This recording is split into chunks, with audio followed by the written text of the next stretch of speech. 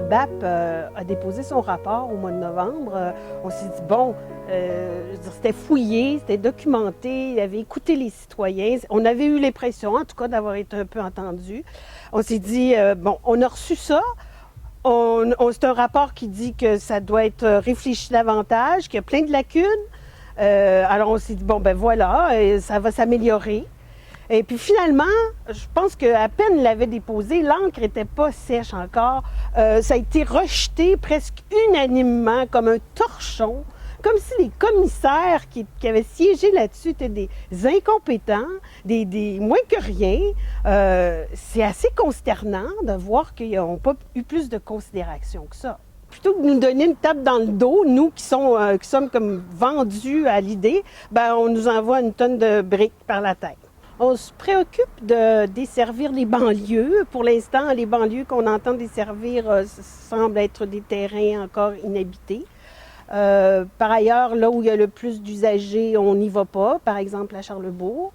Et dans les quartiers centraux, bien, plutôt que de penser à faire un réel projet de transport du 21e siècle, avec ce qui suppose moins de place à l'automobile, des voies réservées, aménagées davantage pour les piétons, les cyclistes, des espaces verts à profusion, finalement, on sort la tronçonneuse, on abat des centaines d'arbres, on met du béton mur à mur. Alors, c'est le retour à l'urbanisme brutaliste d'il y a 50 ans qu'on essaie de réparer aujourd'hui.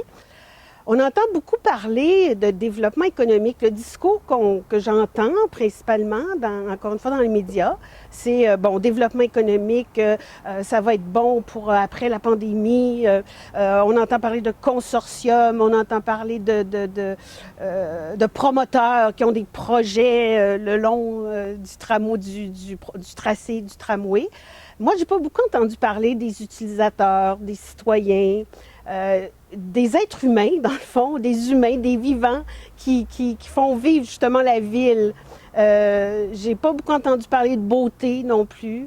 Alors, on n'a pas l'impression là qu'on n'a pas eu d'écoute, on n'a pas eu... en fait, c'est silence radio à l'autre bout, là, il n'y a pas de son, pas d'image. Alors moi, je pense que ce projet-là, finalement, c'est un projet sur lequel la population n'a pas eu l'occasion de se prononcer. L'administration actuelle était contre le tramway aux dernières élections municipales. Donc, on ne sait pas c'est quoi. On n'a pas eu une vue d'ensemble de ce projet-là. Et je pense que la population a le droit de savoir, la population a le droit d'être informée, a le droit de connaître les tenants et les aboutissants du projet.